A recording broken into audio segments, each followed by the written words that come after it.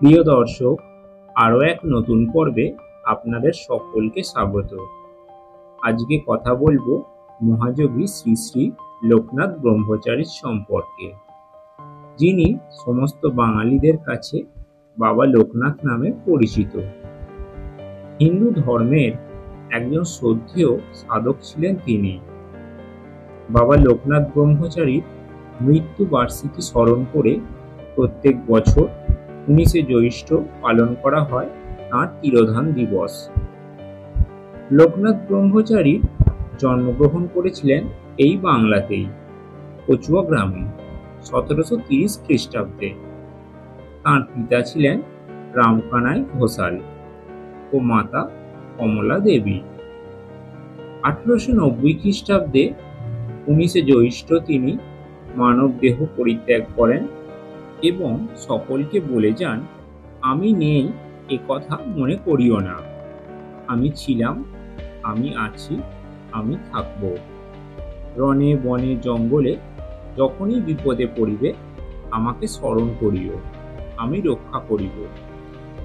এই চিরসত্য বাণী বাঙালিদের ঘরে ঘরে অত্যন্ত জনপ্রিয় এবং তাঁর ভক্তদের কাছে অভয় মন্ত্র। বলা হয়, শ্রী শ্রী লোকনাথ ব্রহ্মচারীর একটি ছবিও যদি ঘরেতে থাকে তাহলে সেই ঘরেতে কখনোই অন্নের অভাব হয় না। ও বলা হয়ে থাকে, যে কোনো ধরনের বিপদ থেকে তিনি আমাদেরকে রক্ষা করেন এবং আমাদের মনে শক্তিও দেন। তার নামে কোনো মন্ত্র নেই, কোনো দীক্ষা নেই তার নামে। তার নামই হলো মহামন্ত্র। এই মহামানবের নাম যত বেশি উচ্চারিত হবে ততই কল্যাণ হবে। শ্রী শ্রী লোকনাথ ব্রহ্মচারীর তিরোধান দিবসে ভক্তরা প্রার্থনা ও ধ্যানের আয়োজন করে থাকেন। শাস্ত্রপাঠ করা হয় এই দিনে এবং তাঁর জীবনমূলক বিভিন্ন গ্রন্থ পাঠ করা হয়ে থাকে এবং এই দিনে বাবা লোকনাথের পূজাও করা হয়। কিভাবে এই দিন পূজা করবেন সেটা এবার জেনে নেব। তাঁর পূজার নিয়ম খুবই সাধারণ।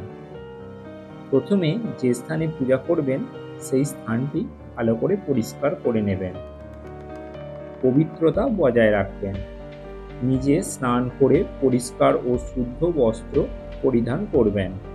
এইবার পূজার জন্য ফুল, ফল, মিষ্টি, দীপ, ধূপ, ঘট, পঞ্চামৃত, আম্রপল্লব ইত্যাদি আয়োজন করবেন এবং একটি লোকনাথ বাবার ছবি বা কোনো মূর্তি অবশ্যই রাখবেন।